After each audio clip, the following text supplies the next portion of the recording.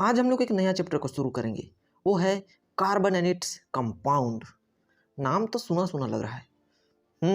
जब स्कूल का master periodic table को रटवा रहा था उस समय कार्बन नाम का कोई बला को हमने सुना था। विश्वास नहीं लग रहा है पीरियोडिक टेबल का उस छोटे से बले का इतना बड़ा चैप्टर भी बन सकता है। वैसे इस चैप्टर को पढ़ने से पहले दिमाग में एक ही चीज़ घूमते रहता है कि पीरियोडिक टेबल में उतना बला है, उतना एलिमेंट्स हैं, उन सब में से कार्बन में क्या खास बात है जो इसके नाम से एक चैप्टर बन डाला। कार्बन में क्या खास बात है जो बाकी एलिमेंट से बेईमानी किया गया, बाकी एलिमेंट का चैप्टर नहीं बनाया गया, कार्बन का ही चैप्टर बना गया। चलो उसको मैं बताता हूँ। तुम चारों ओर जितने भी चीज़ देखते हो ना, उसमें से अधिकतर चीज़ में कार्बन लगा हुआ होता है। मतलब नहीं समझे? रुको, मेरे चारों ओर जो भी चीज़ मिल रहा है उसको लेके आता हूँ। ये 3-4 पेन मिला, कॉपी मिला और ये सब चीज़ मिला। देखो, दुनिया में जितना भी तुम कागज़ देखते हो ना, सब में कार्बन का मात्रा होता है। इसको साइड करते हैं। देखो, ये प्लास और रिंच, ये दोनों लोहा से बना हुआ है। प्लास का हैंडल प्लास्टिक से बना हुआ है। जो भी प्लास्टिक बनता है ना, वो कार्बन के हेल्प से बनता है। कार्बन उसमें नहीं मिलाओगे तो नहीं बनेगा। जो तुम्हारा घर है वो पिलर से बना हुआ है और पिलर में छड़ लगा हुआ है। जो छड़ है ना, वो लोहा है लेकिन उसमें कार्बन मिक्स किया गया है।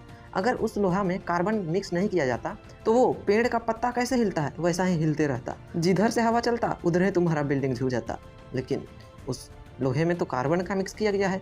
कार्बन का मिक्स करने से ही वो लोहा उतना स्ट्रॉन्ग बना हुआ है। प्योर आयरन का तुम कुछ भी चीज़ बनाओगे ना, वो एकदम कमज़ोर बनेगा। लेकिन अगर उसमें कार्बन का मात्रा लगा दो, चला पूरा मजबूत रहेगा। वो जो तुम खाना खाते हो उसमें भी कार्बन का मात्रा होता है। जिस थाली में खाना खाते हो, स्टेनलेस स्टील, उसमें भी कार्बन का मात्रा होता है। तुम जो कपड़ा पहनते हो उसमें भी कार्बन का मात्रा होता है। भैया दुनिया का बात छोड़ो ना, इधर उधर का। जो तुम है ना, तुम भी कार्बन से मिल करके बने हुए हो। दुनिया में जितना भी जीव है सब में कार्बन का मात्रा पाया जाता है।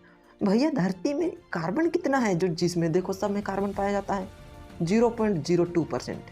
कोयला सब के रूप में 0.02% है। और जो एटमॉस्फेयर है, वायुमंडल है, उसमें 0.03% कार्बन डाइऑक्साइड के फॉर्म में पाया जाता है।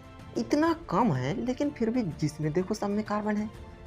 इसलिए तो बोलता हूँ यह छोटा पैकेट बड़ा धमाका है। धरती में कोल और पेट्रोलियम के रूप में 0.02% कार्बन पाया जाता है, कार्बोनेट और हाइड्रोजन कार्बोनेट के फॉर्म में।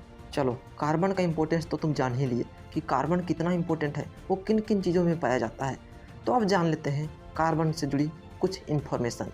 कार्बन का एटॉमिक नंबर 6 है। तुम्हारे भलाई के लिए मैं एक फ्री एडवाइस देना चाहता हूँ, फ्री का सलाह देना चाहता हूँ। पीरियोडिक टेबल का 1 से लेकर के 20 तक का सब एलिमेंट का नाम याद कर लेना, ठीक है? किसी भी एलिमेंट का जो एटॉमिक नंबर होता है ना, उतना ही उस एलिमेंट के अंदर प्रोटॉन होता है और उतना ही उस एलिमेंट के अंदर इलेक्ट्रॉन भी होता है। प्रोटॉन पॉजिटिव चार्ज होता है और इलेक्ट्रॉन नेगेटिव चार्ज होता है। ये सब तो बेसिक बातें हैं, तुम्हें पता होना चाहिए। अब कोई दूसरा एलिमेंट ले लो, ऑक्सीजन ले लो, उसका एटॉमिक नंबर 8 है, तो उसमें 8 प्रोटॉन और 8 इलेक्ट्रॉन होंगे। जितना एटॉमिक नंबर होता है ना यार, उतना ही उसके अंदर प्रोटॉन और उतना ही उसके अंदर इलेक्ट्रॉन होता है। अच्छा, कार्बन एक नॉन मेटल है। इसका इलेक्ट्रॉनिक कॉन्फ़िगरेशन 2,4 है। ये इलेक्ट्रॉनिक कॉन्फ़िगरेशन कैसे लिखते हैं? देखो, मान लो ये कोई एटम है, कोई एलिमेंट है, बीच में पॉजिटिव चार्ज है, तो जितना भी उसका प्रोटॉन है ना वो बीच में रहता है और जितना भी उसका इलेक्ट्रॉन है वो किनारे किनारे घूमता है। जैसे हमारे सोलर सिस्टम में बीच में सन रहता है और किनारे किनारे प्लैनेट्स घूमते हैं, उसी प्रकार से किसी भी एटम के बीच में प्रोटॉन होता है और किनारे किनारे इलेक्ट्रॉन घूमते हैं। सन के चारों ओर प्लैनेट्स जिस रास्ते में घूमता है उसको ऑर्बिट कहते हैं। लेकिन इसी प्रकार से किसी भी एटम के चारों ओर इलेक्ट्रॉन जिस रास्ते में घूमता है उस रास्ते को सेल कहते हैं, SHELL। टोटल 7 सेल होते हैं। सातों सेल का नाम है KLMNOPQ। अब जितना भी सेल है ना उसमें फिक्स नंबर ऑफ इलेक्ट्रॉन घूम सकते हैं। जैसे कि फर्स्ट सेल K सेल में टोटल 2 इलेक्ट्रॉन ही घूम सकते हैं, L सेल में टोटल 8 इलेक्ट्रॉन ही घूम सकते हैं, M सेल में टोटल 8 इलेक्ट्रॉन घूम सकते हैं, N सेल में टोटल 18। इसी प्रकार से आगे जाते जाता है। देखो, कार्बन में टोटल 6 इलेक्ट्रॉन है, तो फर्स्ट सेल में तो 2 इलेक्ट्रॉन घूमेंगे, 2 से ज़्यादा तो नहीं घूमेंगे, तो जितना बच गया इलेक्ट्रॉन वो अगला सेल में घूमने लगेंगे। तो बचा 4 है तो वो अगला सेल में चले जाएंगे। इसी प्रकार से सोडियम का देखते हैं। सोडियम का एटॉमिक नंबर है 11, इसमें टोटल 11 इलेक्ट्रॉन होंगे। तो फर्स्ट सेल में 2 इलेक्ट्रॉन्स, सेकंड सेल में 8 इलेक्ट्रॉन्स, सेकंड सेल भी भर गया तो फिर उसको थर्ड सेल में भेज दो, 1 इलेक्ट्रॉन बचा था, थर्ड सेल में 1 इलेक्ट्रॉन आ जाएगा। इसी प्रकार से तुम दुनिया का किसी भी एटम का बस एटॉमिक नंबर जानने के बाद उसका इलेक्ट्रॉन को डिवाइड कर सकते हो। फर्स्ट सेल में 2 इलेक्ट्रॉन बच गया, उसको अगला सेल में भेज दो। अगला सेल में 8 इलेक्ट्रॉन वो भर के बच गया तो और अगला सेल में भेज दो। बस ये याद रखना कि फर्स्ट सेल में 2 इलेक्ट्रॉन का जगह होता है, सेकंड सेल में 8, थर्ड में 8, फोर्थ में 18, इसी प्रकार से चलते जाता है। किसी भी एलिमेंट का इलेक्ट्रॉन को उस एटम के सेल के हिसाब से डिवाइड करना ही इलेक्ट्रॉनिक कॉन्फ़िगरेशन कहलाता है। मैंने कार्बन का इलेक्ट्रॉन को डिवाइड कर दिया तो ये कार्बन का इलेक्ट्रॉनिक कॉन्फ़िगरेशन कहलाएगा। दुनिया का जितना भी एलिमेंट है सबका सिर्फ एक ही इच्छा होता है। जैसे तुम सबका इच्छा होता है कि एग्जाम में बढ़िया नंबर आ जाए, हम सबका इच्छा होता है कि हम जितना भी वीडियो बनाएं सब में जितना लोग देखे सब लोग लाइक करें, सब्सक्राइब करें, शेयर करें। इसी प्रकार से जितना भी एलिमेंट है दुनिया में उसका भी कुछ इच्छा होता है। क्या होता है?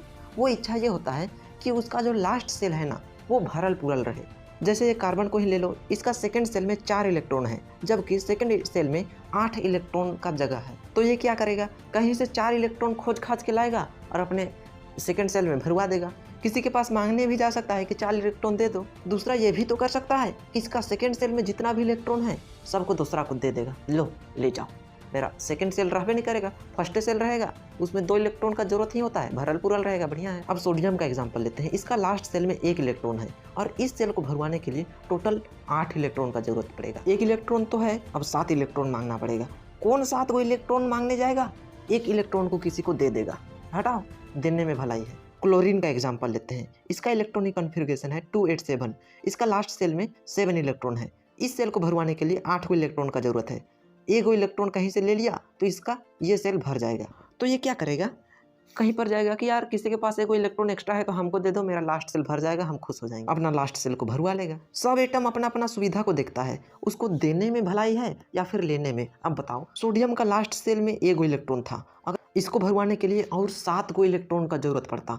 अगर ये किसी एटम से मांगने के लिए जाता कि हमको 7 को इलेक्ट्रॉन दे दो तो कोई भी इसको मुँहे में मना कर देता कि इतना इतना कहाँ से लाएंगे रे। तो ये सोचा कि यार मांगने से अच्छा देने में भलाई है, 1 को दे दो, हटाओ, बस इसका लास्ट सेल भर गया।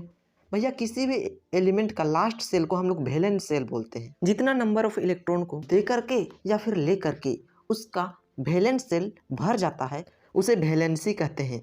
वैलेंस सेल मतलब लास्ट सेल। जैसे सोडियम अपना 1 इलेक्ट्रॉन किसी को दे दे तो उसका वैलेंस सेल भर जाएगा, तो उसका वैलेंसी हो गया 1। क्लोरीन 1 इलेक्ट्रॉन कहीं से ले ले तो इसका वैलेंस सेल भर जाएगा, तो इसका भी वैलेंसी 1 होगा। अब मैं तुम्हें एक कहानी बताता हूँ कैसे एलिमेंट्स अपने इलेक्ट्रॉन को लूज करते हैं या फिर गेन करते हैं। देखो, सोडियम इधर उधर घूम रहा था, हल्ला करते घूम रहा था, अरे भैया किसी को 1 इलेक्ट्रॉन चाहिए तो बोलो ले लो 1 इलेक्ट्रॉन को, मेरा वैलेंस सेल भर जाएगा।